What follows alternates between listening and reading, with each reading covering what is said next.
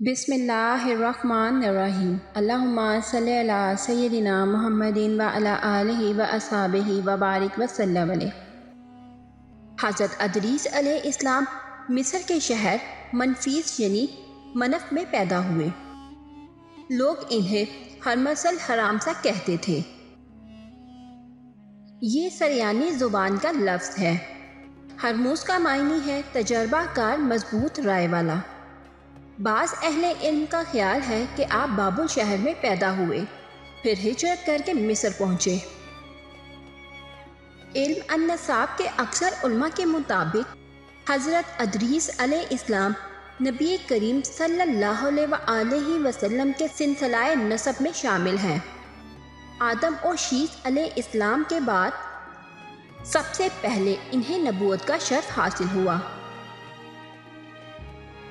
حضرت ادریس علیہ السلام کا نام قرآن مجید میں 2 مقام پر آیا ہے۔ ارشاد باری تعالیٰ ہے، اور اے نبی اسماعیل، ادریس اور ذوالکفل کا ذکر کیجئے، یہ سب صابر لوگ تھے، ہم نے انہیں اپنی رحمت میں داخل فرمایا، بلا شبہ یہ نیک لوگ تھے۔ سورہ انبیاء آیت نمبر 85 تا 86۔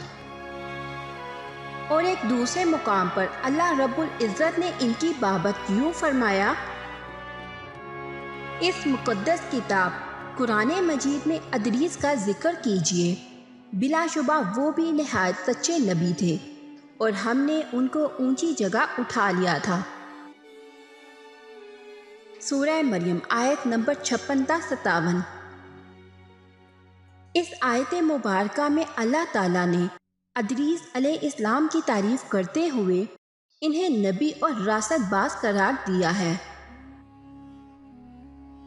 امام ابن جریر رحمۃ اللہ علیہ نے بلال بن جصاف سے بیان کیا ہے، انہوں نے فرمایا، حضرت عبداللہ بن عباس رضی اللہ تعالیٰ عنہ نے میری موجودگی میں کعب احبار سے فرمایا، ادریس علیہ السلام کے بارے میں اللہ کے اس فرمان کا کیا مطلب ہے کہ ہم نے ان کو اونچی جگہ اٹھا لیا تھا؟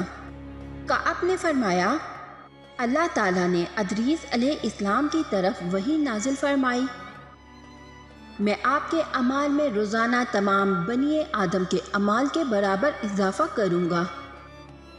اس سے غالباً ان کے زمانے کے تمام انسانوں کے اعمال کے برابر ثواب مراد ہے۔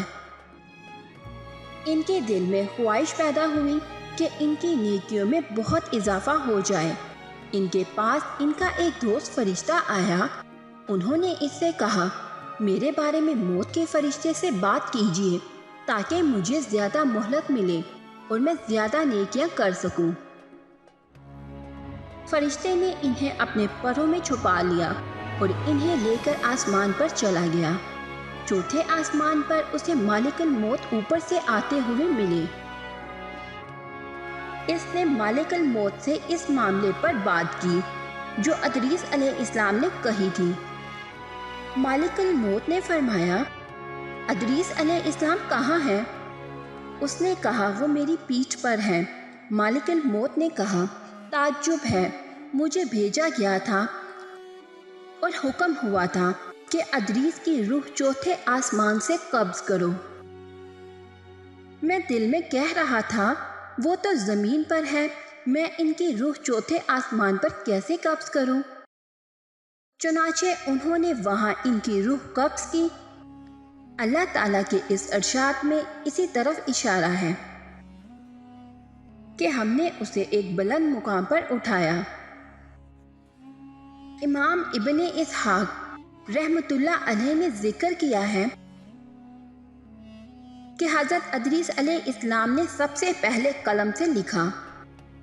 ان کی پیدائش کے وقت حضرت آدم علیہ السلام زندہ تھے اور حضرت آدم علیہ السلام کی وفات کے وقت ان کی عمر 360 سال تھی۔